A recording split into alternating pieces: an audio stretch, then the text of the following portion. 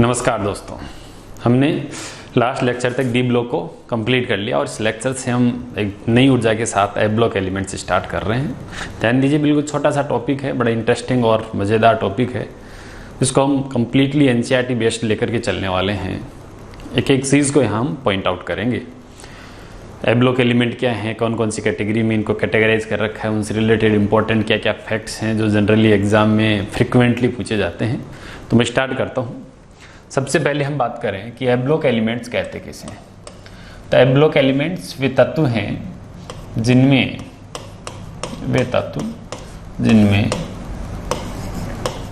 जब हम electron fill कर रहे हैं उनमें अंतिम जो इलेक्ट्रॉन होता है, जो लास्ट का इलेक्ट्रॉन होता है, वो अंतिम इलेक्ट्रॉन जिनमें अंतिम इलेक्ट्रॉन एप कोश में प्रवेश करता है। तो एक तो आपको ये बात ध्यान रखनी है कि इनमें लास्ट का जो इलेक्ट्रॉन होगा वो एप उपकोश में प्रवेश करने वाला है। अगर एलिमेंट कुछ एक ऐसे अपवाद भी आपको देखने को मिलेंगे जिनमें इलेक्ट्रॉन, जब तत्व में हम इलेक्ट्रॉन फिल कर रहे होंगे, ऑबर रूल वहाँ लागू नहीं हो पाएगा और एप के बजाय वो डी में जा रहा होगा। एक ऐसा एग्जाम्पल आप देखेंगे जिसमें एप के बजाय वो किस में भर रहा होगा, डी में भर रहा होगा, फिर भी हम उसे ए ब्लॉक एलिमेंट कहेंगे, क्योंकि अगर तात्विक अवस्था नहीं है तो उसके किसी आयन में इलेक्ट्रॉन एप में प्रवेश करना चाहिए, लास्ट का इलेक्ट्रॉन, तो भी हम उसे ए ब्लॉक एलिमेंट में ही कैटेगराइज कर लेते हैं। मैं एक्टिनोइड्स में जो एग्जाम्पल आएगा उसमें ज़रूर इस बात का जिक्र आपके साथ करूँगा। तो ये एप उपकोश में प्रवेश करने वाले इलेक्ट्रॉन होंगे। अब देखिए, ज़रा चर्चा करते हैं हम एप उपकोश जो होता है,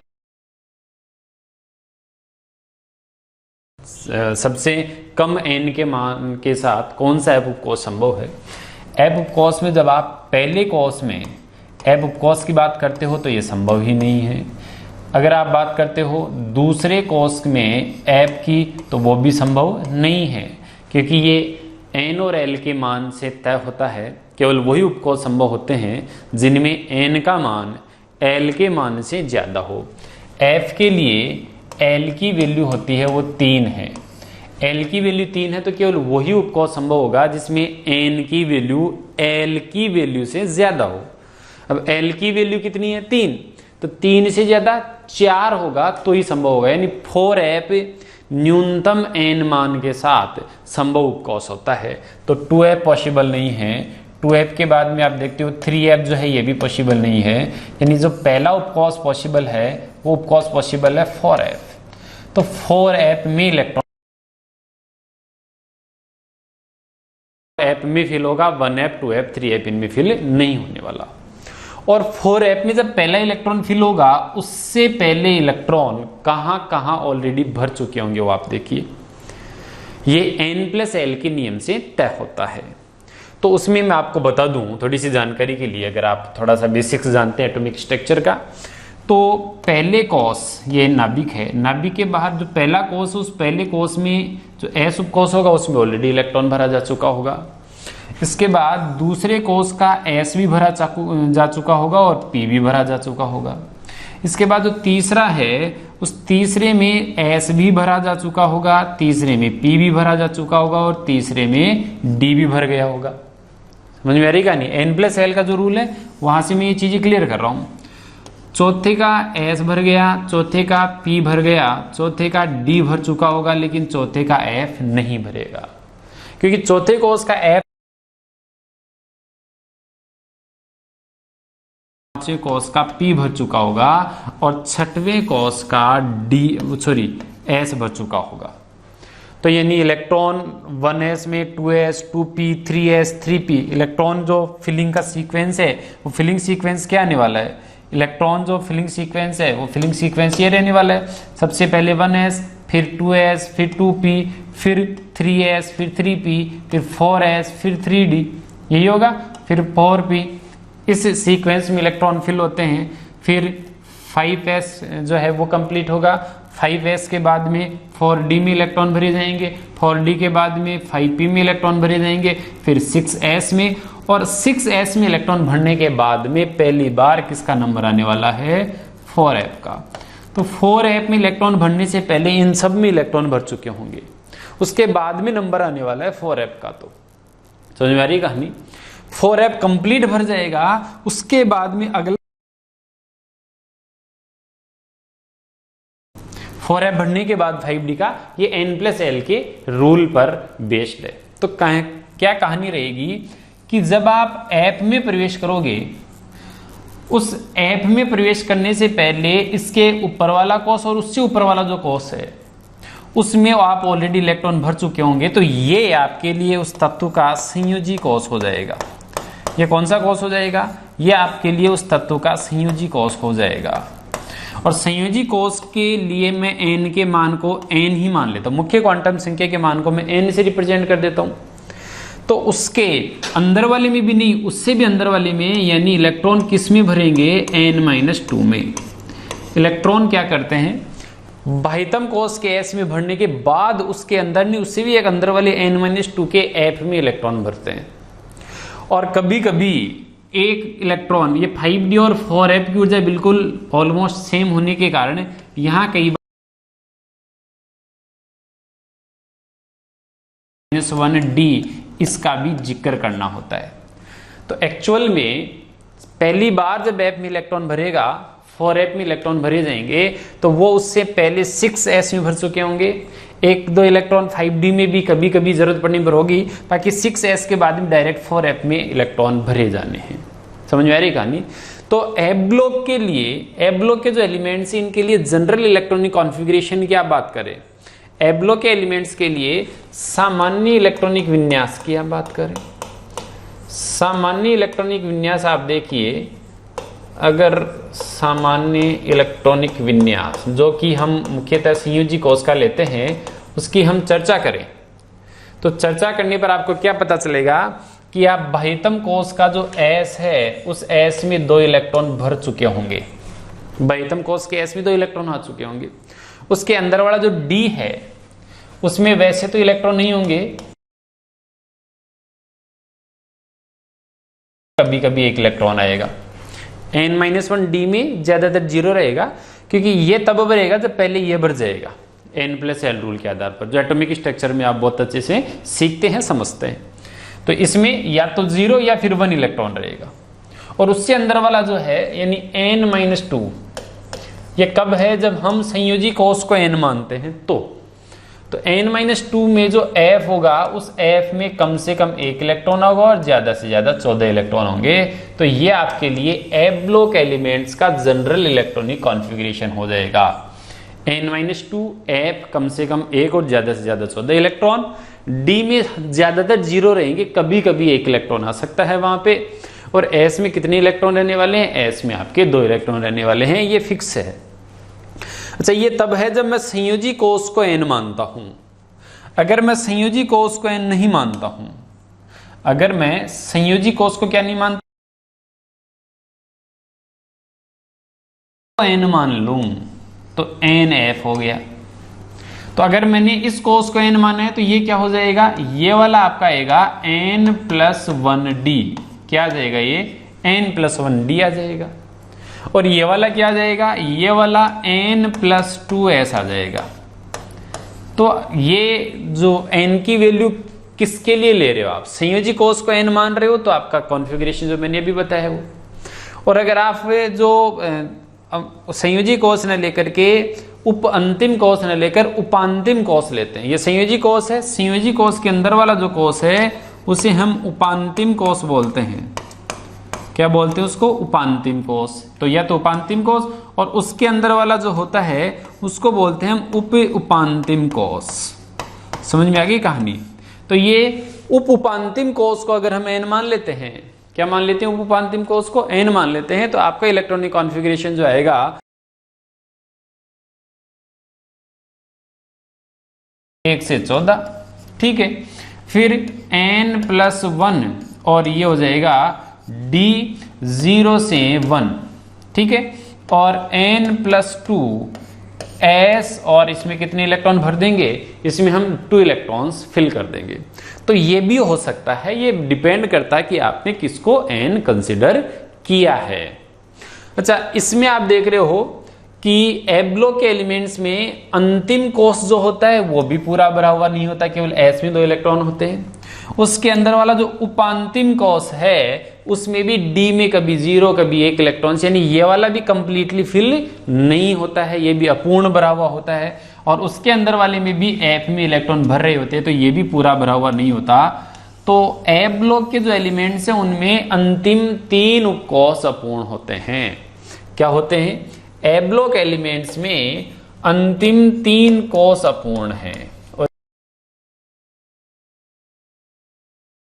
जिनके लिए अंतिम 3 कोष अपूर्ण, और जब अंतिम 3 कोष अपूर्ण होते हैं तो ऐसे तत्वों को अंतः संक्रमण तत्व कहा जाता है। क्या बोलते हैं उनको? उनको बोला जाता है अंतः संक्रमण तत्व। एग्जाम में क्वेश्चन आता है तो हम बताएंगे कि अंतः संक्रमण तत्व किसे कहेंगे। अंतः संक्रमण तत्व कहा जाएगा एफ ब्लॉक एलिमेंट्स को। और एफ ब्लॉक एलिमेंट्स को अंतः संक्रमण तत्व क्यों कहेंगे? अगर ये क्वेश्चन आपसे पूछा जाता है तो उसका लॉजिक हमारे पास होगा क्योंकि इनके बाहर वाले जो 3 कोष हैं वो अपूर्ण हैं। ध्यान दीजिए, तीन बाहर वाले अपूर्ण हो तो उन्हें अंतः संक्रमण कहते हैं, केवल बाहर वाले 2 अपूर्ण हो तो उसे संक्रमण कहते हैं, जो कि डी ब्लॉक में होता है।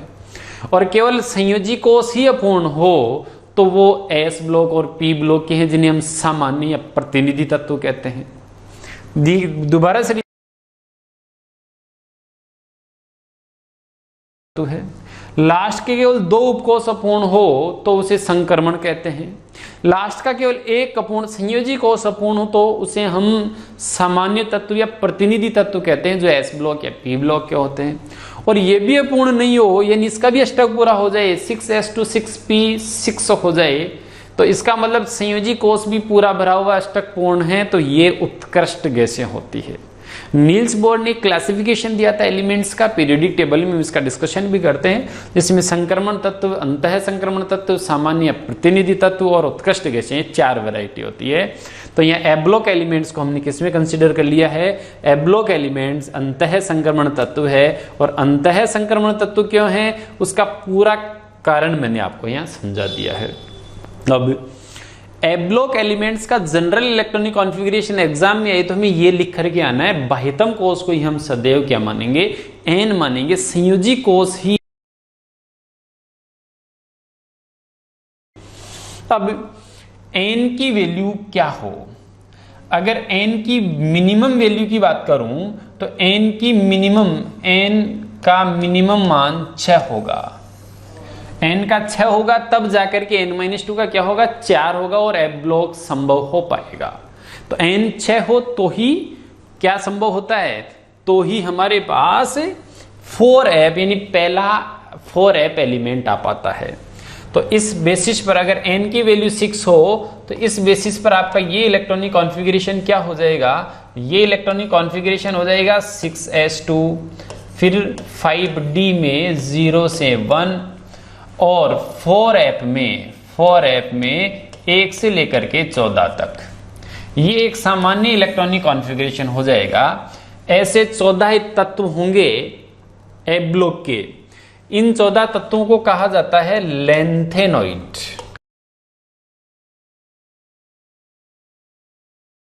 लेंथेनॉइड वो हैं जिनमें n की वैल्यू 6 हो जाती है, यानी n-2 की वैल्यू क्या हो जाती है? 4 हो जाती है। लेंथेनॉइड तत्वों के लिए सामान्य इलेक्ट्रॉनिक विन्यास अगर एग्जाम में आता है तो हमें ये लिख करके आना है, n की जगह हम 6 पुट कर देंगे। समझ में आ गई कहानी? ऐसे ही अगर n की वैल्यू हम 7 ले ले, यानी 7वां कोष चालू कर दे, तो ये हो जाएगा 7s2, फिर 6d 0 से 1 और 5f 1 से लेकर के 14 तक। अगर n की वैल्यू 7 लेते हैं तो फिर इलेक्ट्रॉन 5f में भरेंगे, और 5f में जब भरेंगे तो अंतः संक्रमण तत्व या एफ ब्लॉक तत्वों की दूसरी श्रेणी आ जाएगी। और ये जो दूसरी श्रेणी हो जाएगी इनको बोलेंगे एक्टिनॉइड्स। तो एक्टिनॉइड वो तत्व हैं जिनमें अंतिम इलेक्ट्रॉन 5f उपकोष में प्रवेश करता है। लेंथेनॉइड वो तत्व हैं जिनमें अंतिम इलेक्ट्रॉन अगर n की वैल्यू 8 हो तो और आगे पॉसिबल हो जाएगा, लेकिन अब तक जो ज्ञात तत्व हैं उन ज्ञात तत्वों में n की वैल्यू 7 से ज्यादा की जरूरत नहीं पड़ी इलेक्ट्रॉनिक विन्यास बनाते समय। n का उच्चतम मान 7 ही चाहिए, क्योंकि अभी तक केवल 114 तत्व प्राकृतिक रूप से और कृत्रिम जो संश्लेषित सारी मिलाकर के हम बात करें तो ज्ञात तत्वों की संख्या अब तक केवल 114 है। और n बराबर 7 तक 118 परमाणु क्रमांक तक के तत्वों को भरा जा सकता है। तो अभी हमें n बराबर 8 की जरूरत नहीं पड़ी, n बराबर 7 से हमारा काम चल रहा है। तो अब तक जो ज्ञात तत्व हैं ए ब्लॉक के वो केवल 2 ही हैं, एक n बराबर 6, यानी 6वें आवर्त में n का जो मान होता है वही आवर्त संख्या होती है। तो n बराबर 6 का मतलब क्या हो गया कि एक तो 6वें आवर्त में जो तत्व हैं वो कौन से हैं, वो हैं लेंथेनॉइड तत्व। समझ में आ गई कहानी। लेंथेनॉइड तत्व कहाँ स्थित है, 7वें आवर्त में, क्योंकि n का जो मान है वही उसकी आवर्त संख्या होती है। तो आवर्त संख्या के हिसाब से अब हमें कोई प्रॉब्लम नहीं होनी चाहिए। रही बात वर्ग संख्या की, दोनों के लिए ही अगर आप वर्ग संख्या देखेंगे, चाहे से लेंथेनॉइड या एक्टिनॉइड दोनों के लिए देखेंगे आप, तो दोनों के लिए वर्ग संख्या आने वाली है 3 या फिर थर्ड बी, 3 या थर्ड भी आप उसे कह सकते हो। तो आवर्त संख्या या वर्ग संख्या आपसे पूछे, लेंथेनॉइडों के लिए पूछे तब आप बता दीजिए, एक्टिनॉइडों के लिए पूछे तब आप बता दीजिए। ए ब्लॉक की केवल 2 ही सीरीज पता है। लेंथेनॉइड जो होते हैं, अच्छा हमें भी पता है कि ए ब्लॉक के तत्वों को हम अंतः संक्रमण तत्व कहते हैं। तो जो लेंथेनॉइड तत्व हैं इन्हें हम अंतः संक्रमण तत्व कहेंगे। क्या बोल देंगे इन्हें हम, ये अंतः संक्रमण तत्व कहलाएंगे। और जो एक्टिनॉइड्स हैं इन्हें हम अंतः संक्रमण तत्व की प्रथम श्रेणी हो जाएगी, प्रथम श्रेणी बोलेंगे। और जो एक्टिनॉइड्स होंगे इन्हें अंतः संक्रमण तत्वों की, ये अंतः संक्रमण तत्वों की द्वितीय श्रेणी कहलाएंगे। ये प्रथम श्रेणी है और ये अंतः संक्रमण तत्वों की द्वितीय श्रेणी है। और आगे डिटेल हम अब इस ए ब्लॉक एलिमेंट्स को 2 भाग में बांट करके पढ़ने वाले हैं। पहले भाग में हम लेंथेनॉइड पढ़ने वाले हैं और दूसरे भाग में हम एक्टिनॉइड पढ़ने वाले हैं। आज के इस लेक्चर में पहले हम लेंथेनॉइड तत्वों की बातें करने वाले हैं। तो लेंथेनॉइड तत्वों का एक तो जनरल इलेक्ट्रॉनिक कॉन्फ़िगरेशन आप देख लीजिए, ये है। लेंथेनॉइडों के लिए आवर्त संख्या 6वीं है, ठीक है। वर्ग संख्या कौन सी है, 3 या थर्ड बी है। ये वाले हो गए सारे के सारे, ठीक है। लेंथेनॉइड तत्व जो थे, उन लेंथेनॉइड तत्वों का जनरल इलेक्ट्रॉनिक कॉन्फ़िगरेशन जानने के बाद में हमें ये पता होना चाहिए कि लेंथेनॉइड नाम है, कौन कौन से परमाणु क्रमांक से ये स्टार्ट होते हैं, वो सारी कंडीशंस हमें देखनी है। तो एक बार आवर्त सारणी में इनकी जो लोकेशन है उस लोकेशन को मैं थोड़ा सा आपके सामने क्लियर करना चाहता हूँ। पीरियोडिक टेबल में ये जो दोनों मैंने वर्ग बनाए ये एस ब्लॉक से रिलेटेड है। एस ब्लॉक के बाद में अगले जो वर्ग आएंगे वो डी ब्लॉक के रिलेटेड होंगे, जो 10 वर्ग होंगे। और उसके बाद में जो मैटर आएगा वो पूरा किसका आएगा, वो पी ब्लॉक का आएगा, ठीक है। ये वाली पूरी कंडीशन है। अब यहां देखिए क्या मामला हमारा चल रहा है। इस जगह पे हमारा मामला ये चल रहा है कि ए ब्लॉक एलिमेंट्स, ये ए ब्लॉक जो एलिमेंट्स है वो ए ब्लॉक एलिमेंट्स यहां वाला जो वर्ग है, जिस वर्ग को हम थर्ड वर्ग या थर्ड बी भी बोलते हैं, इस थर्ड वर्ग में जो 7वां आवर्त है उस 7वें आवर्त में स्थित है ये, ठीक है। आवर्त में है 6वें और 7वें आवर्त में, 6वें और तीसरे वर्ग में यहां जो है वो लेंथेनॉइड्स हैं, जिनको मैं Ln से प्रदर्शित करूंगा। ध्यान दीजिएगा और थोड़ा मैं क्लियर कर दूं, यहां लेंथेनम है और लेंथेनम के साथ 14 तत्व और हैं। तो लेंथेनम के साथ जो 14 तत्व हैं वो ये 14 तत्व लेंथेनॉइड कहलाते हैं। लेंथेनम खुद तो लेंथेनॉइड नहीं है, लेकिन ये जो 14 तत्व हैं ये लेंथेनॉइड कहलाते हैं और इन्हें सम्मिलित रूप से Ln से प्रदर्शित करते हैं। ऐसे ही हम यहां बात करें तो यहां पे भी एक तो है एक्टिनियम, और एक्टिनियम के अलावा एक्टिनियम के अलावा 14 तत्व और हैं। ये जो 14 तत्व हैं इनको एक्टिनोइड बोलते हैं और ये AN से प्रदर्शित किए जाते हैं, एक्टिनोइड्स। LN लेंथेनोइड्स होते हैं। ठीक है, अब पहले हम चर्चा करें लेंथेनोइड्स की, तो इनकी स्थिति आपके दिमाग में बिल्कुल क्लियर। 6 पीरियड में। अब लेंथेनम के बाद आएंगे 14 तत्व, तो कौन कौन से ये 14 तत्व हैं? एक बार परमाणु क्रमांक से हम चर्चा करें तो खुद लेंथेनम का परमाणु क्रमांक है 57। कितना है लेंथेनम का? 57। तो 57 के बाद आने वाले 14 तत्व उनको हम लेंथेनोइड बोलेंगे। अब वो 57 के बाद आने वाले 14 तत्व कौन से हैं? 1 बाय 1 आप उनको फटाफट देखते जाइए। सबसे पहला जो लेंथेनोइड एलिमेंट आपके पास आने वाला है वो आ रहा है सीरियम। ये लेंथेनम के बाद आएगा, ये मैं आपको बता दूं। लेंथेनम जो कि कितने नंबर पर था? जो कि 57 नंबर पर था। इस 57 वाले को लेंथेनम बोलते हैं, लेकिन ये खुद लेंथेनोइड तत्व नहीं है। इसके बाद आने वाले जो तत्व हैं 14 तत्व, उनके गुण लेंथेनम जैसे हैं। इन सब के गुण कैसे हैं? इस लेंथेनम के जैसे हैं। इसलिए इन सारे तत्वों को मिलाकर क्या कह दिया जाता है? इन सारे तत्वों को मिलाकर के लेंथेनोइड कह दिया जाता है। ओके, अब कहानी को हम आगे बढ़ा। प्रोमीथियम, तीसरा है neodymium, next cerium, praseodymium. PR का मतलब प्रेशियोडीनियम है। Neodymium, promethium, samarium, europium, gadolinium, terbium, dysprosium, holmium, erbium, thulium, ytterbium और ल्यूटीशियम।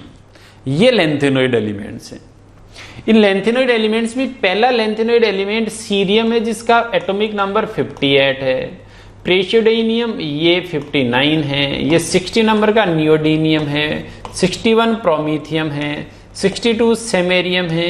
63 यूरोपियम और 64 गैडोलिनियम है। 65 टर्बियम है। 66 डिस्प्रोसियम है। 67 हॉल्मियम है। 68 इर्बियम है। 69 थूलियम है। 70 इटर्बियम और 71 ल्यूटीशियम है।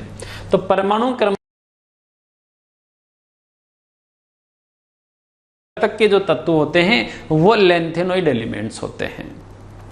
इन लेंथेनोइड एलिमेंट्स का एक नाम हो रहा है, इन सभी लेंथेनोइड एलिमेंट्स को दुर्लभ मृदा तत्व भी कहा जाता है।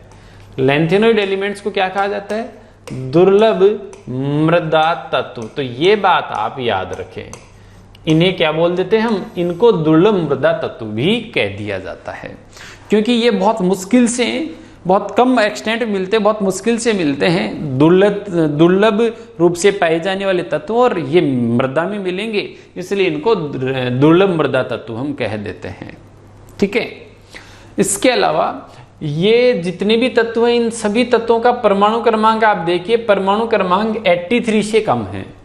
और अगर 83 से कम परमाणु क्रमांक है तो वो रेडियो एक्टिव नहीं होते। मोस्टली क्या नहीं होते? वो रेडियो एक्टिव नहीं होते।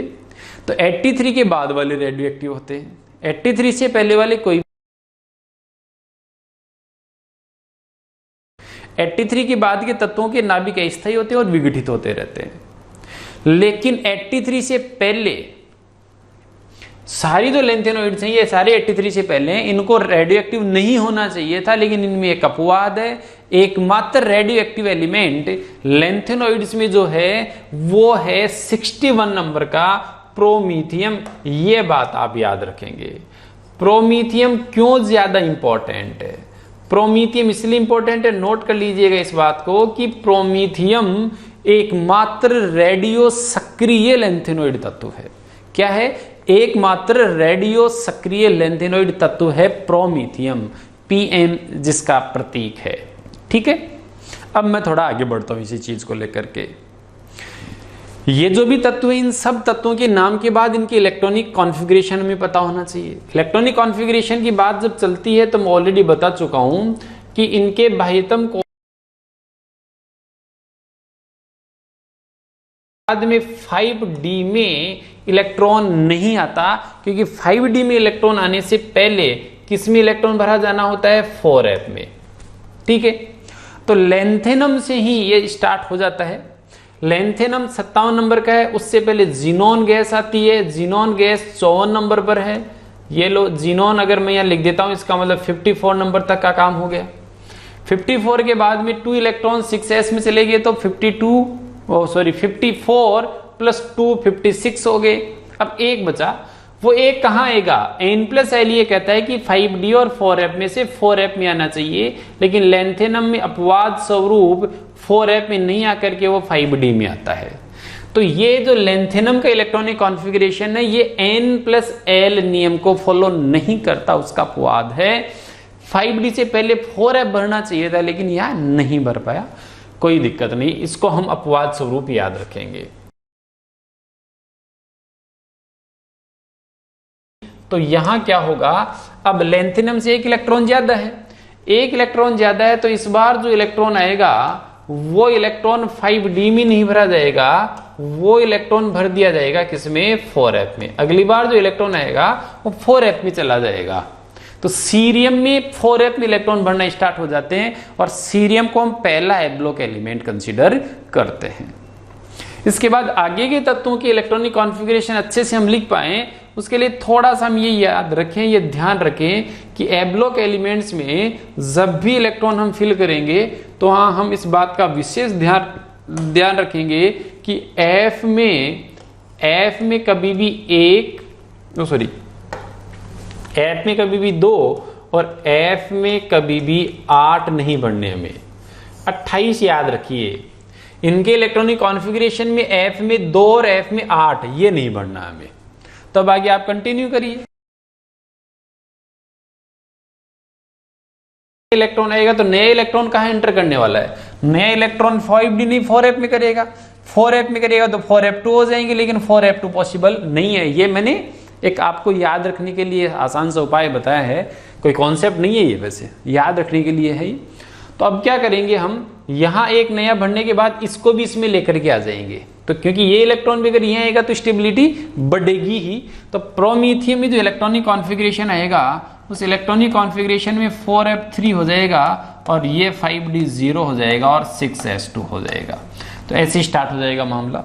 नेक्स्ट आप नियोडीमियम की बात करते हो, तो इसमें फिर एक नया इलेक्ट्रॉन आएगा, तो नया इलेक्ट्रॉन किस में भरता है, 4f में ही तो भरता है, तो 4f4 हो जाएगा, 5d में 0 रह जाएगा और 6s वापस से 2 हो जाएगा। 6s तो 2 ही रहना इसमें। प्रोमीथियम के पास चलेंगे आप, तो जिनोन है 4f5 हो जाएगा, 5d 0। सेमेरियम की आप बात करते हो तो सेमेरियम में क्या होगा, जिनोन है 4f6 होगा, 5d 0 रहना है और 6s2 हो जाएगा।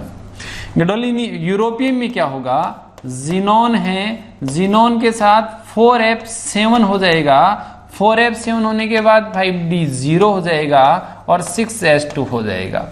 ये जो इलेक्ट्रॉनिक कॉन्फ़िगरेशन है, ये इलेक्ट्रॉनिक कॉन्फ़िगरेशन अपने आप में थोड़ा सा इंपॉर्टेंट हो गया। वो इसलिए इंपॉर्टेंट हो गया कि F जो है उस F में 7 इलेक्ट्रॉन हो गए, और F में जब 7 इलेक्ट्रॉन हो जाते हैं तो ये अर्धपूरित विन्यास काउंट होता है।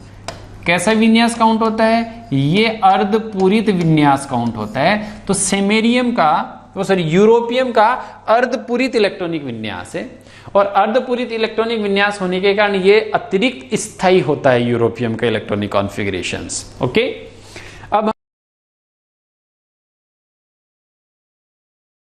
में आप देखिए नया इलेक्ट्रॉन 4f में नहीं जाएगा, क्योंकि यहां जाते ही इसका स्थायित्व जो था वो कम हो जाएगा, तो 4f में न जाकर के 5d में चला जाएगा। ये 4f7 ही रहेगा और इलेक्ट्रॉन 5d में जाएगा और 6s2 हो जाएगा। समझ में आ गई कहानी। तो गैडोलिनियम जो कि 64 नंबर का तत्व है, 64 नंबर के परमाणु क्रमांक वाले तत्व में n+l जो नियम है वो फॉलो नहीं हो पाया। इलेक्ट्रॉन 5d से पहले 4f में ही बढ़ने चाहिए थे, लेकिन 4f खाली पड़ा है और हम 5d में जा रहे हैं। इसका मतलब है हम n+l रूल को अब फॉलो नहीं कर रहे हैं, उसका वायलेशन हो रहा है, उसका उल्लंघन हो रहा है। लेकिन उल्लंघन हो रहा है तो कोई दिक्कत नहीं है, क्योंकि इससे स्थायित्व बना हुआ है। अर्धपूरित विन्यास के कारण ऐसा होता है और बहुत बार एग्जाम में यूरोपियम और गैडोलिनियम का इलेक्ट्रॉनिक कॉन्फ़िगरेशन पूछा जाता है। आप ध्यान रखिएगा 63 नंबर के एलिमेंट का कॉन्फ़िगरेशन और 64। इसके बाद में बात करता हूं मैं टर्बियम की। टर्बियम में क्या होगा, नेक्स्ट इलेक्ट्रॉन आना है तो नेक्स्ट इलेक्ट्रॉन अब यहीं भरेंगे तो फिर ज्यादा ऊर्जा वाले में इलेक्ट्रॉन होंगे, तो हम क्या करते हैं अब इनको वहां ले जाते हैं चाहे इसे स्थायित्व कम हो जाए, क्योंकि अब ज्यादा ऊर्जा वाले को हम और नहीं भर सकते, एक इलेक्ट्रॉन तक तो एडजस्ट कर लिया था। तो यहां जब इलेक्ट्रॉनिक कॉन्फ़िगरेशन होगा तो वो देखिए आप जिनॉन फिर 4f9 हो जाएगा, 5d में 0 हो जाएंगे और 6s2 हो जाएगा। बड़ा सिंपल सा काम है। डिसप्रोसियम में देखिए जिनॉन के बाद में ये 4f10 हो जाएगा, 5d 0 रह जाएंगे और 6s2 हो जाएगा। ठीक है। हॉल्मियम की बात करते हैं, 67 नंबर है तो 4f में 11 कर दो, क्योंकि f में तो 14 इलेक्ट्रॉन तक हम भर सकते हैं, 5d में 0 रहेगा और 6s2 हो जाएगा। इर्बियम की आप बात कीजिएगा, जिनॉन होगा 0 होगा और 6s2 होगा। कंटिन्यू ऐसे चलता रहेगा, xenon 4f13 5d 0 and 6s2। Clear है ये चीज। इट्रिबियम की आप बात कीजिए, xenon 4f14 5d 0 and 6s2।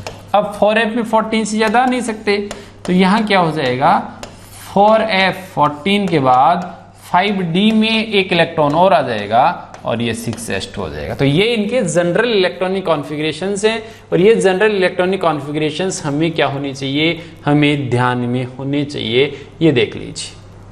Clear है ये चीज। कई बार इनमें से सीधे क्वेश्चन बना लिए जाते हैं। ऐसे कौन कौन से एफ ब्लॉक के एलिमेंट्स, ऐसे कौन कौन से लेंथेनॉइड एलिमेंट्स हैं जिनमें 5d में भी इलेक्ट्रॉन प्रेजेंट है। 5d में इलेक्ट्रॉन प्रेजेंट है वो एक सीरियम हो गया,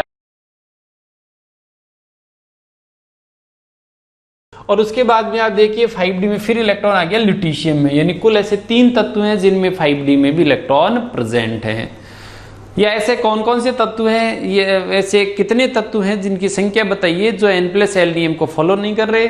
तो n+l नियम को यहां फॉलो नहीं कर रहा, एक n+l यहां फॉलो नहीं हो रहा, 2 और n+l यहां फॉलो नहीं हो रहा, 3 ऐसे तत्व हैं जो n+l रूल को भी फॉलो नहीं कर रहे।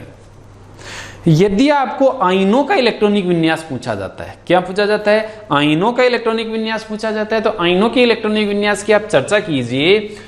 यदि इनकी आयनिक अवस्था में इलेक्ट्रॉन निकालनी होती है तो पॉजिटिव ऑक्सीडेशन स्टेट होती है तो हम बाह्यतम कोष में निकालते हैं। सबसे पहले 6s के इलेक्ट्रॉन निकलेंगे, 6s के बाद में अगर 5d का कोई है तो वो निकलेगा और उसके बाद में 4f के इलेक्ट्रॉन निकलना स्टार्ट होंगे।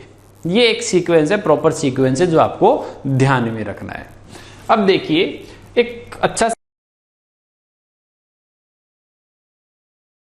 Ce+2 का कॉन्फ़िगरेशन क्या है, बड़ा इंपॉर्टेंट है ये।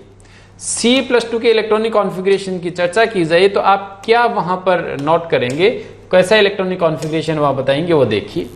Ce+2 का मतलब 2 इलेक्ट्रॉन निकालने हैं। 2 इलेक्ट्रॉन कौन से आप निकालोगे, 2 इलेक्ट्रॉन निकालोगे 6s के। 6s के निकालने के बाद में आप देखोगे इलेक्ट्रॉन किस में रह रहा है, 5d में रह रहा है। 5d में इलेक्ट्रॉन है तो फिर आप क्या करोगे, इसका इलेक्ट्रॉनिक कॉन्फ़िगरेशन 4f1 5d1 लिख सकते हो, लेकिन वास्तव में जैसे ही इलेक्ट्रॉन निकलेगा 5d का 4f में ट्रांसफर हो जाएगा और इसका इलेक्ट्रॉनिक कॉन्फ़िगरेशन आएगा 4f2। ध्यान दीजिए क्या कॉन्फ़िगरेशन आने वाला है, 4f2। तो Ce+2 का कॉन्फ़िगरेशन एक तो ये इंपॉर्टेंट है, इसका आपको ध्यान रखना है।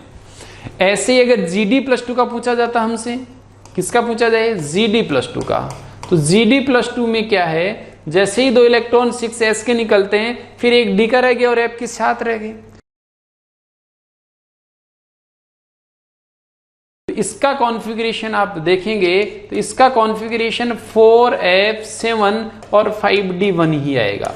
तो कितना ही कॉम्प्लिकेटेड क्वेश्चन पूछे, ये 2 आपको +2 के कॉन्फ़िगरेशंस भी ध्यान रखने होते हैं। इसके अलावा ज्यादा इसमें माता बच्चे नहीं है, बिल्कुल सिंपल सा सरल सा काम है। अब इनकी सामान्य जो आयनिक अवस्था है उसकी बात करता हूं। लैंथेनोइड जो तत्व हैं, इन लैंथेनोइड तत्वों की सामान्य ऑक्सीकरण अवस्था की हम चर्चा करते हैं, इसकी रासायनिक अभिक्रियाशीलता की हम बात करते हैं। तो लैंथेनोइड तत्वों के लिए जब जनरल सामान्य आयनिक अवस्था या ऑक्सीकरण अवस्था की हम चर्चा करें, सामान्य ऑक्सीकरण अवस्था, तो इनकी जो सामान्य ऑक्सीकरण अवस्था होती है वो सामान्य ऑक्सीकरण अवस्था होती है +3। ये 3 इलेक्ट्रॉन निकालना पसंद करते हैं। सभी लैंथेनोइडों पर +3 ऑक्सीडेशन स्टेट है। परिवर्तनशील संयोजकता प्रदर्शित नहीं करते।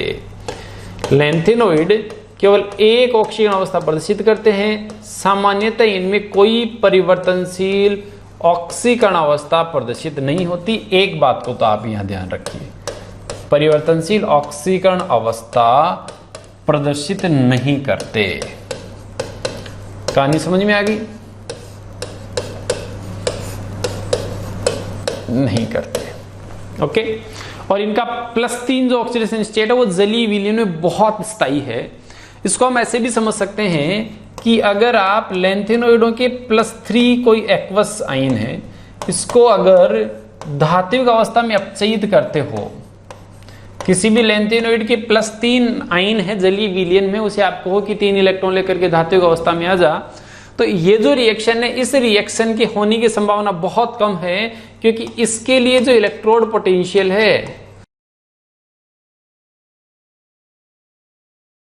से मेटेलिक कंडीशन में आता, कोई सा ही हो, सीरियम, प्रेशियोडिनियम कोई भी हो, उसकी जो वैल्यू आ रही है वो वैल्यू -2.2 वोल्ट से -2.0 वोल्ट के मध्य है। समझ में आ रही कहानी? इसका मतलब क्या है कि इनके जो इलेक्ट्रोड पोटेंशियल है वो नेगेटिव में बहुत ही ज्यादा है। +3 से 0 में ये जाना ही नहीं चाहते। इसका मतलब क्या हुआ कि ये धातुएं प्रबल अपचायक हैं। धनायन इलेक्ट्रॉन नहीं लेना चाहता, धनायन इलेक्ट्रॉन लेकर धातु नहीं बनना चाहता, लेकिन धातु इलेक्ट्रॉन त्याग कर धनायन बनना चाहती है। तो धातु वो इलेक्ट्रॉन त्यागना चाहती है, इलेक्ट्रॉन त्यागना चाहती है, इसका मतलब धातु अपचयित होना चाहती है। और जो धातु अपचयित होना चाहती है, इसका मतलब वो बहुत अच्छी क्या है, वो सॉरी ऑक्सीकृत होना चाहती है, इसका मतलब धातु बहुत अच्छी अपचायक। हर धातु की इच्छा है कि वो इलेक्ट्रॉन त्यागे, हर धातु ऑक्सीकरण करवाना चाहती है। और धातु का जहां ऑक्सीकरण होता है मतलब वो इनमें केवल +3 ऑक्सीकरण अवस्था है और ये अच्छे अपचायक हैं। ये +3 में बहुत अच्छे अपचायक। कौन? लैंथेनोइड धातु, धातु बहुत अच्छी अपचायक है। लैंथेनोइड जो धातु है वो बहुत अच्छी अपचायक है। इसको आप कुछ केमिकल रिएक्शन से समझने भी वाले हैं। उससे पहले मैं एक चीज आपको बताना चाहूंगा, ये सभी तत्व केवल एकमात्र ऑक्सीकरण अवस्था प्रदर्शित करते हैं और वो एकमात्र ऑक्सीकरण अवस्था है +3, यानी ये केवल 3 इलेक्ट्रॉन निकालना पसंद करते हैं। लेकिन इसके अलावा कुछ तत्व ऐसे हैं जो 4 इलेक्ट्रॉन भी निकालना चाहते हैं, क्योंकि उनके 4 इलेक्ट्रॉन निकालने से स्थायी विन्यास आता है। इस पूरे इलेक्ट्रॉनिक कॉन्फ़िगरेशन को देख करके आप वो बताइए मेरे को, जहां आपको लगता है कि 4 इलेक्ट्रॉन निकलने से स्थायी विन्यास आ सकता है। तो जहां आप देखोगे सीरियम का इलेक्ट्रॉनिक कॉन्फ़िगरेशन, तो सीरियम के अगर 4 इलेक्ट्रॉन आप निकाल लेते हो तो 4f0 हो जाएगा। तो एक तो सीरियम किस में आ सकता है? +4 में आ सकता है, क्योंकि +4 में सीरियम कौन सा विन्यास ले लेगा? f0। ध्यान दीजिए। और दूसरा आप देखिए Tb, टर्बियम, टर्बियम में भी अगर 2 इलेक्ट्रॉन यहां से निकल जाते हैं और 2 यहां से निकल जाते हैं तो F में बचेंगे 7।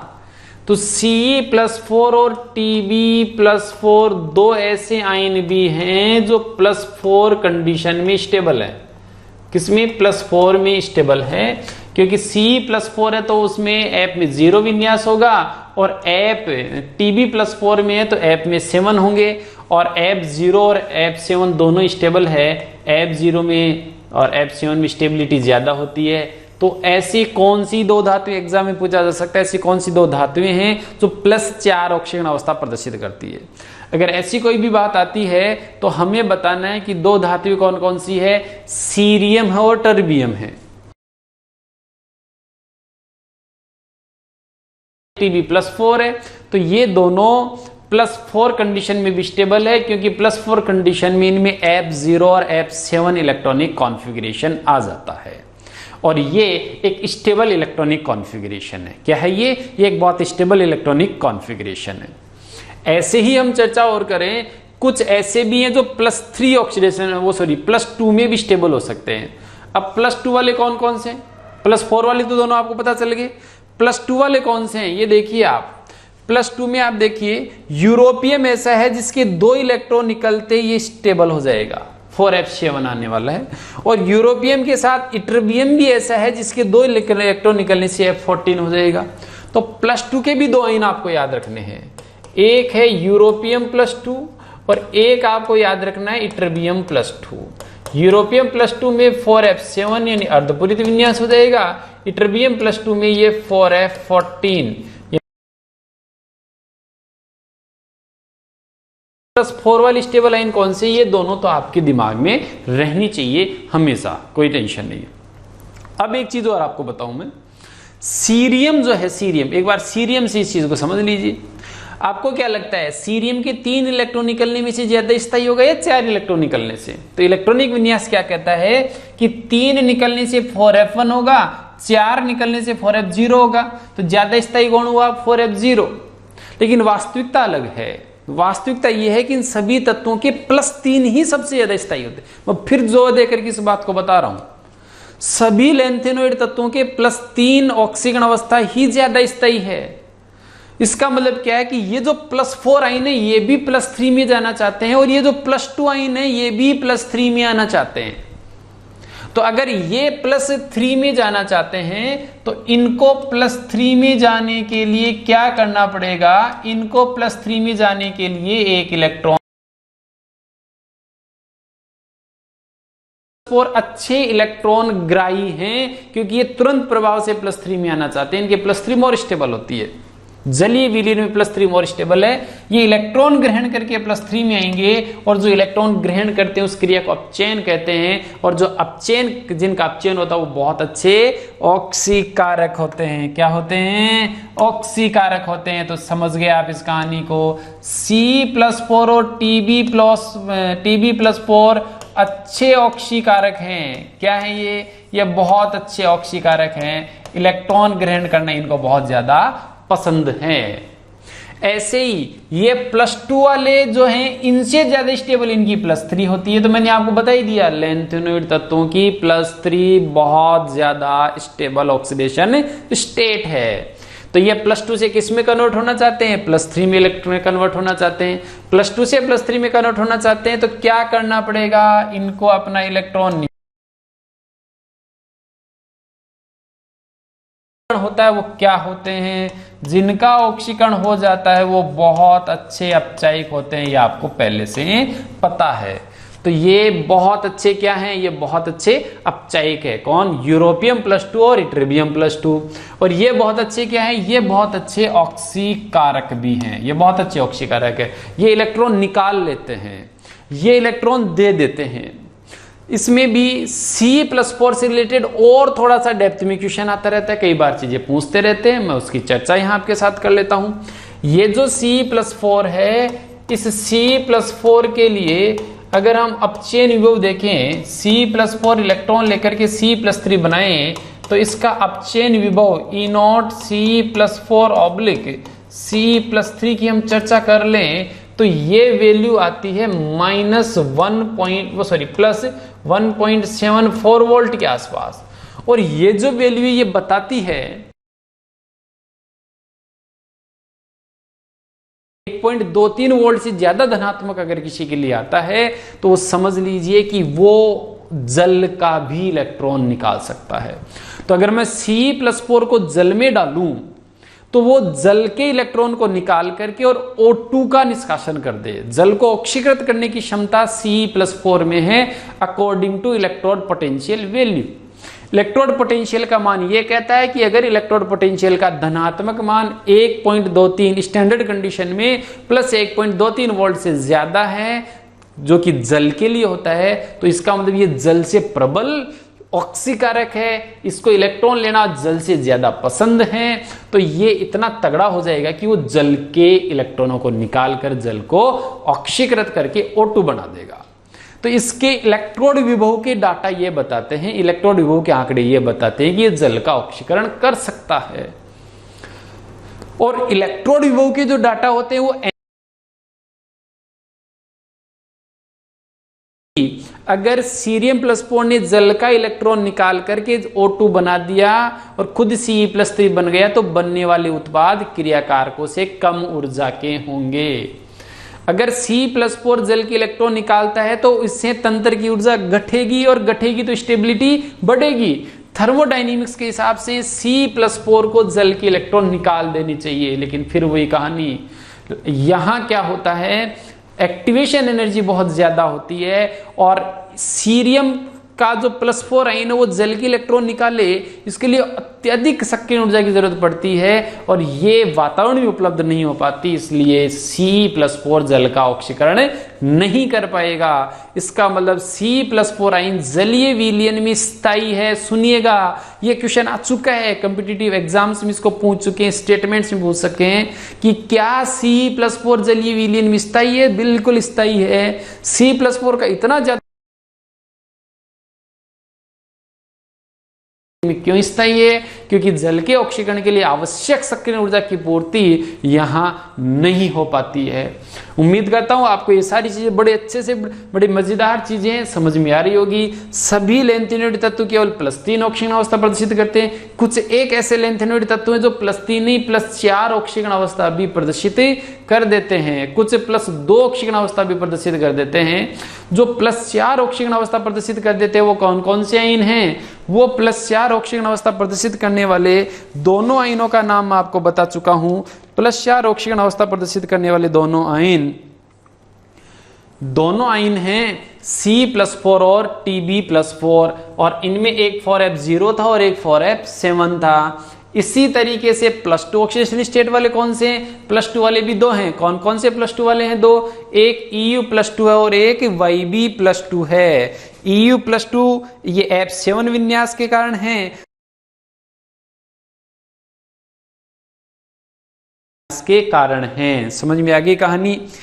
अब हम आगे बढ़ते हैं। देखिए, +4 ऑक्सीडेशन स्टेट केवल यही करेंगे और +2 ये वाले करेंगे। जलीय विलयन में इनके +4 स्टेबल हैं, ये इनके +2 स्टेबल है, लेकिन ये अच्छे अपचायक और ये वाले अच्छे ऑक्सीकारक है।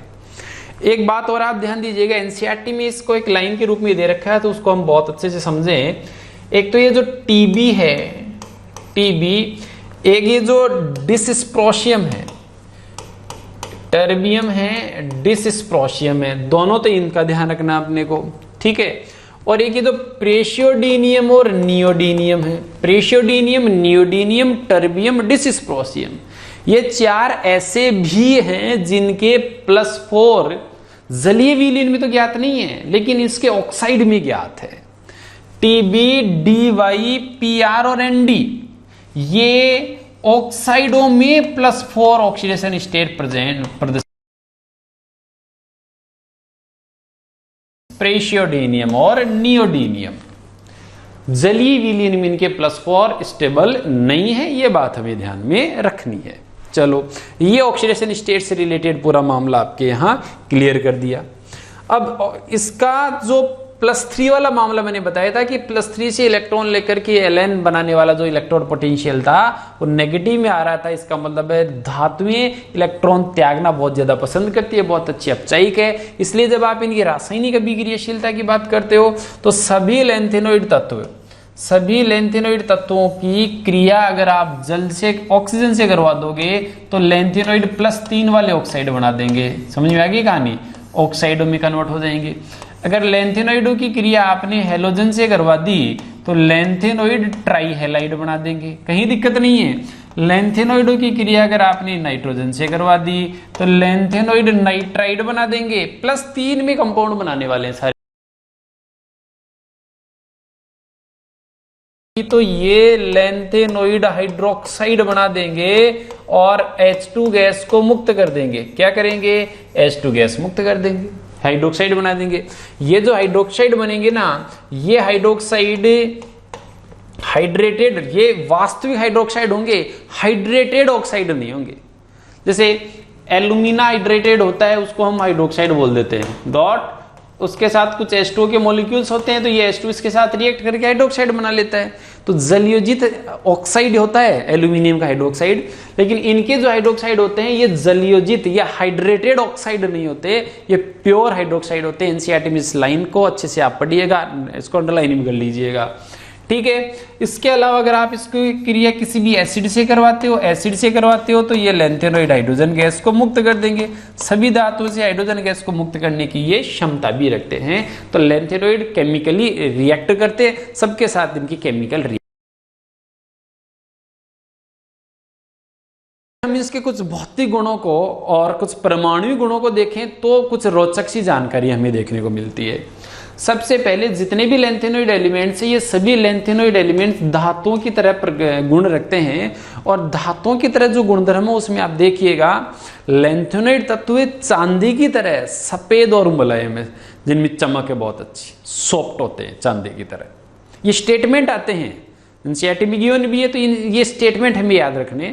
तो पहला स्टेटमेंट आप याद रखिए कि लैंथेनोइड चांदी की तरह सफेद और मुलायम है, लेकिन इनमें एक लैंथेनोइड है सेमेरियम, ध्यान दीजिएगा कौन सा, सेमेरियम। सेमेरियम ऐसा लैंथेनोइड है जो स्टील के समान कठोर है। स्टील जितनी कठोरता सेमेरियम में है, बाकी इतने कठोर नहीं है। और लैंथेनोइडों में परमाणु क्रमांक बढ़ने के साथ साथ कठोरता बढ़ती जाएगी। क्या होता जाएगा, कठोरता बढ़ती जाएगी।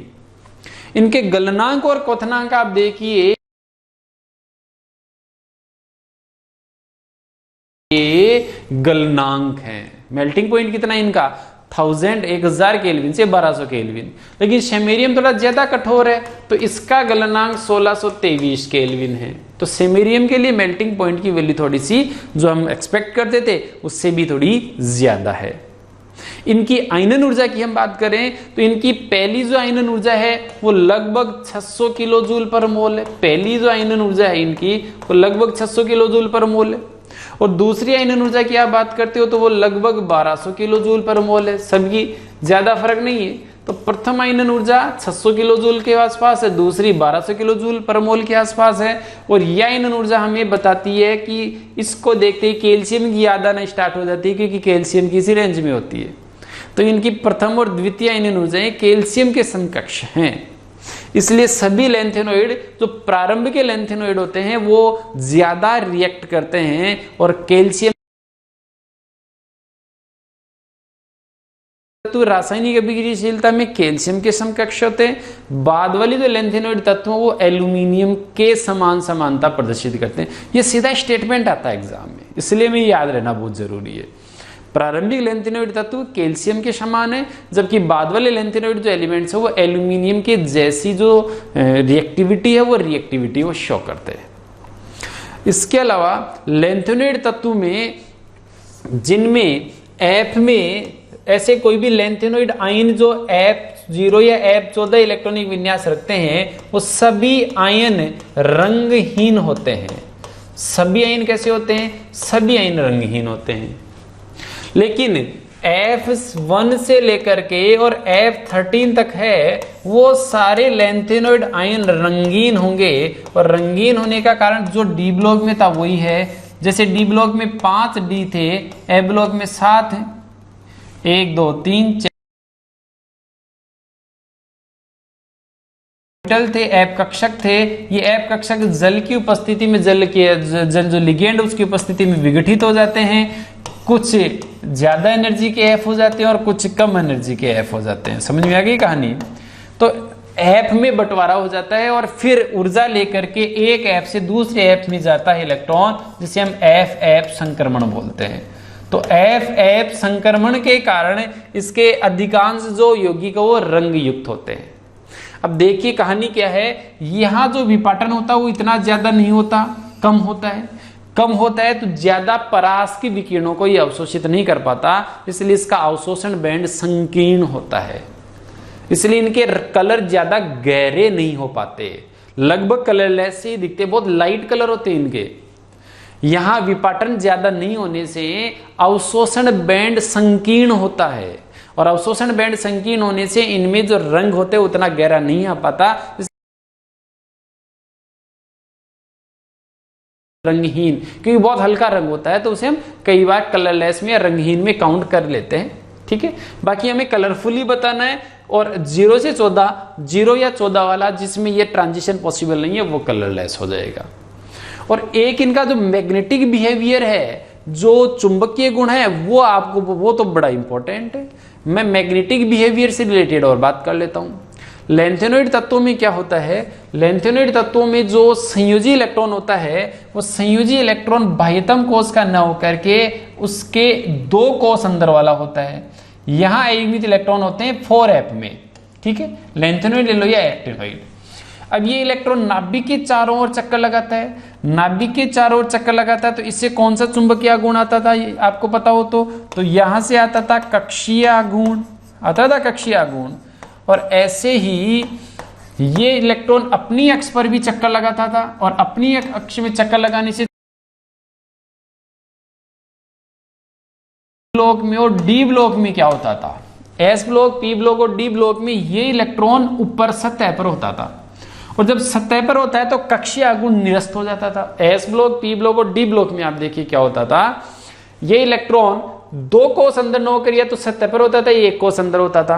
तो जब सतह पर होता था तो बाह्य वातावरण से उसका कक्षीय गुण निरस्त हो जाता था, और केवल कौन सा गुण बचता था, चक्रण आगुण, जिसके लिए कौन सा फॉर्मूला लगा लेते थे, mu is equal to root of n+2 Bohr magneton. ठीक है, लेकिन एब्लॉक तत्वों में क्या होता है, वो जो अयुग्मित इलेक्ट्रॉन होता है वो सतह पर न होकर के, एक अंदर न होकर के 2 कोष अंदर होता है। 2 कोष के भी अंदर होने से क्या हुआ, सतह या वातावरण के द्वारा इसका कक्षीय गुण निरस्त नहीं होता, और कक्षीय गुण का भी एक महत्वपूर्ण योगदान होता है। नोट कीजिएगा इस बात को, एब्लॉक के तत्वों में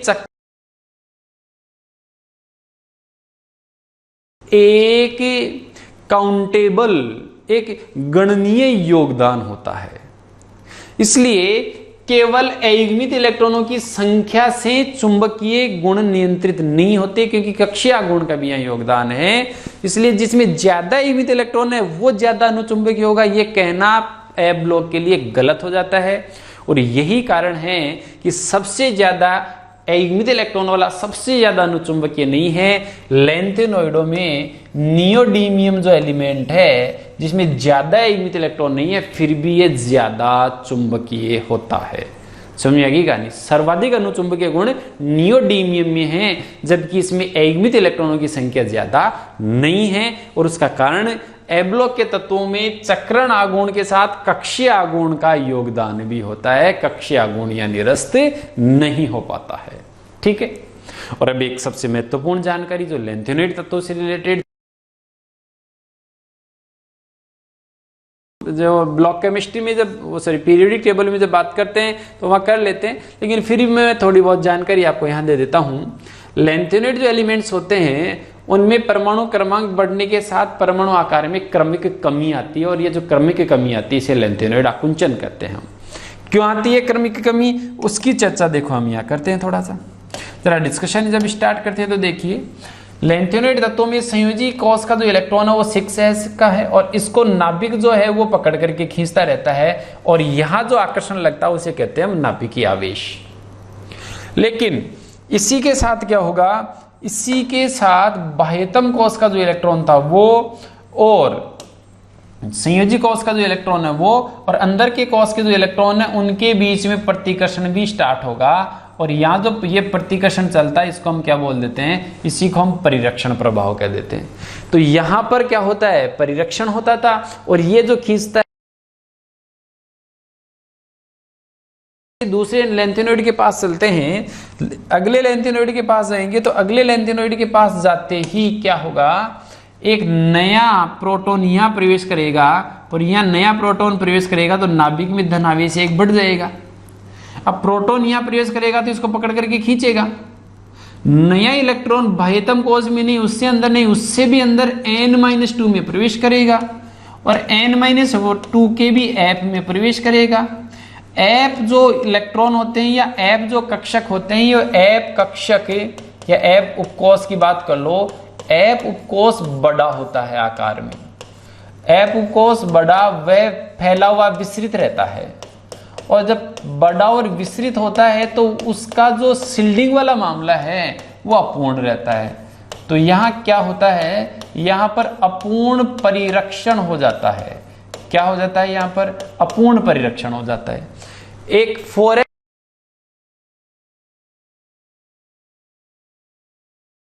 4f जो इलेक्ट्रॉन था वो 4f इलेक्ट्रॉन 4f उपकोष में होते हैं, तो 4f उपकोष का आकार बड़ा, दीर्घ और विस्तृत होने से वो अपूर्ण परिरक्षण कर पाते हैं। अपूर्ण परिरक्षण कर पाते हैं तो नाभिक का ये परिरक्षण कमजोर रहेगा, आकर्षण ज्यादा रहेगा, तो उससे क्रमिक कमी आएगी, और ये जो क्रमिक कमी है इसके संचयी प्रभाव को लैंथेनॉइड आकुंचन कहते हैं। अब ये कम परिरक्षण कर पाता है, किसका कम परिरक्षण कर पाता है, तो एक 4f इलेक्ट्रॉन का दूसरे 4f इलेक्ट्रॉन पर दुर्बल परिरक्षण अगर ऑप्शन में है तो हमें ये लिखना, इस पर टिक करना है। एक 4f इलेक्ट्रॉन का उसी उपकोष के दूसरे 4f इलेक्ट्रॉन पर अपूर्ण परिरक्षण होने के कारण लैंथेनॉइड आकुंचन होता है। ऑप्शन में ये नहीं है तो नोट कर लीजिएगा इस बात को। पहले हमें क्या लिखना है, एक 4f इलेक्ट्रॉन का दूसरे 4f इलेक्ट्रॉन पर अपूर्ण परिरक्षण। अगर ये ऑप्शन में नहीं है तो एक 4f इलेक्ट्रॉन का एक 6s इलेक्ट्रॉन पर अपूर्ण परिरक्षण, ये वहां अपूर्ण परिरक्षण है, f इलेक्ट्रॉनों का दुर्बल परिरक्षण है, तो हम फिर उस ऑप्शन को ऑप्ट कर लेंगे। तो सीक्वेंसली आप इन चीजों को देख ले, ये सारा खेल यहां पर है। ऐसा होने से क्या होता है, लैंथेनॉइड तत्वों का आकार लगातार घटता रहता है, और लैंथेनॉइड तत्वों का जो आकार लगातार घटता रहता है उसे हम लैंथेनॉइड आकुंचन कहते हैं। इसको मैं ग्राफिकली थोड़ा सा बता देता हूं। जैसे जैसे आप लैंथेनम, सीरियम, प्रेसिडोनियम, नियोडीनियम, प्रोमीथियम, सेमेरियम चलते रहोगे, परमाणु आकार लगातार कम होता जा रहा है। ये परमाणु त्रिज्या जिसको हमने वाई एक्सिस पर ले लिया है, वाई एक्सिस पर हमने परमाणु त्रिज्या ले ली थी, और एक्स एक्सिस पर किसको ले लिया, एक्स एक्सिस पर हमने परमाणु के नंबर को ले लिया। तो परमाणु नंबर बढ़ता जा रहा है, परमाणु का आकार कम होता जा रहा है। अगर आप परमाणु त्रिज्या को देखोगे तो परमाणु त्रिज्या में लगातार कमी नहीं आती। दो तत्व ऐसे हैं, यूरोपियम और इटरबियम, जिनका परमाणु आकार आसपास के दोनों तत्वों के परमाणु आकार से ज्यादा आता है, और उसका कारण हम ये कह सकते हैं कि इनका जो इलेक्ट्रॉनिक कॉन्फ़िगरेशन 4f14, और जब स्टेबल कॉन्फ़िगरेशन होता है तो ऐसी कंडीशन में ये अपने साथ वाले तत्व के साथ दुर्बल धात्विक बंध बनाते हैं, और दुर्बल धात्विक बंध बनाते हैं तो धात्विक त्रिज्या ज्यादा, धात्विक बंध दुर्बल बनेंगे तो धातु परमाणु दूर रहेंगे तो त्रिज्या भी ज्यादा आ जाएगी। तो स्टेबल कॉन्फ़िगरेशन के कारण ये दोनों थोड़ा सा जो है अपवाद प्रदर्शित करते हैं। लेकिन जब आयनिक त्रिज्या की बात, ये तो क्या है धात्विक त्रिज्या की बात हुई थी, अगर हम आयनिक त्रिज्या की बात करेंगे तो आयनिक त्रिज्या में ऐसा कोई अपवाद देखने को नहीं मिलता। यहां आप देख लीजिए, इसमें ये इस एक तरफ हमने आयनों की त्रिज्या ली और एक तरफ परमाणु का क्रमांक लिया है। लगातार आयनों की त्रिज्या में कमी आती रहती है, और आयनों की त्रिज्या में आने वाली इस क्रमिक कमी को ही लैंथेनॉइड आकुंचन कहते हैं। इस लैंथेनॉइड आकुंचन के क्या परिणाम होते हैं, लैंथेनॉइड आकुंचन के कारण ये सभी लैंथेनॉइड तत्व एक साथ प्रकृति में उपलब्ध होते हैं और इनका पृथक्करण कठिनाई से हो पाता है।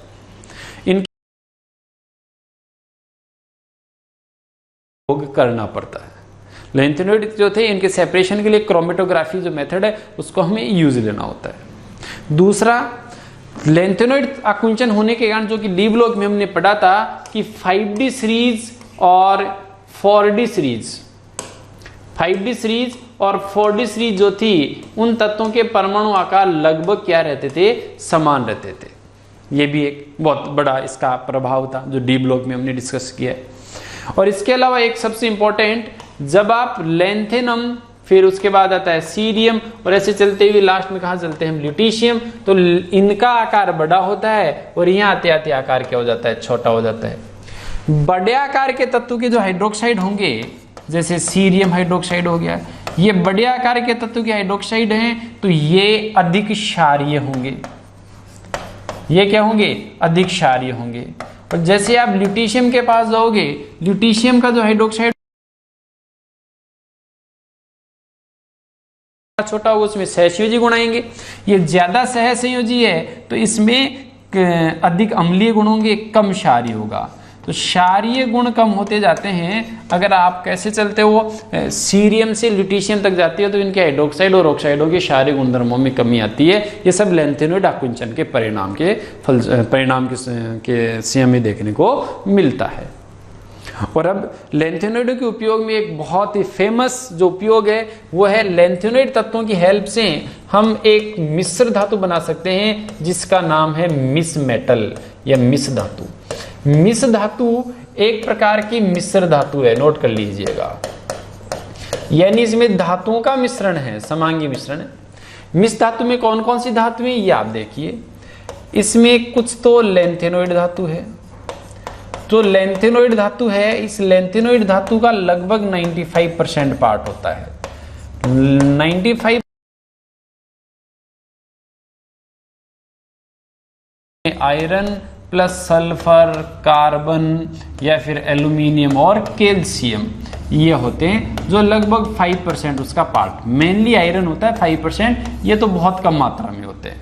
ठीक है, अब ये जो लैंथेनोइड धातु होती है ये कौन सी होती है, इसकी बात आप करोगे तो ये सीरियम है। लगभग इस पूरे लैंथेनोइड धातु का ये जो सीरियम है ये लगभग 40% है। कौन है, सीरियम मेन होती है इसमें, और बाकी का बचा हुआ है वो लैंथेनम प्लस नियोडीनियम। लैंथेनम और नियोडीनियम जो है ये दोनों मिलकर के लगभग 45% के आसपास है। ठीक है, तो मेन धातु कौन सी होगी, मेन होगी सीरियम अकेली 40 है, ये दोनों मिलाकर के 45 है। तो मुख्यतः ये सीरियम आधारित मिश्र धातु होती है, सीरियम की मिश्र धातु होती है मुख्यतः ये, जिसे हम मिश्र धातु बोलते हैं। क्या बोलते हैं, मिश्र धातु। क्या उपयोग है इस मिश्र धातु का, तो इस मिश्र धातु को मैग्नीशियम के साथ मिला देते हैं, मैग्नीशियम के साथ मिक्स कर लिया जाता है, मिश्र धातु प्लस मैग्नीशियम। अगर ये लेते हैं तो मैग्नीशियम आधारित मिश्र धातु बनती है। इस मैग्नीशियम आधारित मिश्र धातु का उपयोग बंदूक की गोली बनाने में, कवच बनाने में, ढाल बनाने में, हल्के फ्लिंट के उत्पादन में, सिगरेट लाइटर बनाने में, उनमें कर लिया जाता है। तो बड़ी महत्वपूर्ण है मैग्नीशियम आधारित मिश्र धातु जो थी वो। अब इसके अलावा लैंथेनोइडों के जो ऑक्साइड होते हैं, ये जो ऑक्साइड है इन लैंथेनोइड के ऑक्साइडों में एक गुण पाया जाता है स्फुरदीप्ति का, और स्फुरदीप्ति का गुण पाए जाने के कारण इसे जो भी प्रतिदीप्त सतह है, टेलीविजन के पर्दे वगैरह जो हैं जहां पर हम स्फुरदीप्ति या प्रतिदीप्ति उत्पन्न करनी होती है वहां पर काम में ले सकते हैं। और एक लैंथेनोइडों के ऑक्साइडों के जो मिश्रण है ये उत्प्रेरक के रूप में काम आते हैं, और उत्प्रेरक के रूप में इन्हें कहां काम में ले सकते हैं, पेट्रोलियम पदार्थों के भंजन में। पेट्रोलियम पदार्थों के भंजन में काम में लेते हैं, और इनमें स्फुरदीप्ति का गुण होने के कारण ये जो प्रतिदीप्त सतह होती है जैसे कि टेलीविजन के पर्दे, वहां पर हम इनको काम में ले सकते हैं। तो इस लेक्चर में हमने क्या देखा, इस लेक्चर में हमने बहुत इंपॉर्टेंट चीजें सीखी है। हमने सीखा लैंथेनोइड एलिमेंट्स क्या हैं, एब्लोक एलिमेंट्स क्या है, उसमें लैंथेनोइड्स क्या होते हैं, लैंथेनोइड आकुंचन क्या होता है, उसके क्या क्या इफेक्ट्स होते हैं, मिस मेटल क्या है, केमिकल रिएक्टिविटी में कौन सी ऑक्सीडेशन स्टेट उनकी स्टेबल होती है, ऑक्सीकारक कौन कौन से आयन होते हैं, अपचयी कौन कौन से आयन होते हैं। उम्मीद करता हूँ बहुत उपयोगी आपके लिए लेक्चर होगा। मैंने पूरी कोशिश की है कि एनसीईआरटी की लाइन टू लाइन आपके साथ यहाँ डिस्कस की जाए, उसको क्लियर किया जाए। आप भी एक बार इस लेक्चर को देखने के साथ साथ एनसीईआरटी को रीड कीजिएगा। वहाँ इसके अलावा इससे बाहर से कभी भी कोई क्वेश्चन किसी भी प्रकार का नहीं पूछा गया और आगे भी नहीं पूछा जाएगा। बस थोड़ी गौर से बारीकी से इन चीज़ों को देखें, ठीक है। Thanks a lot for watching this video.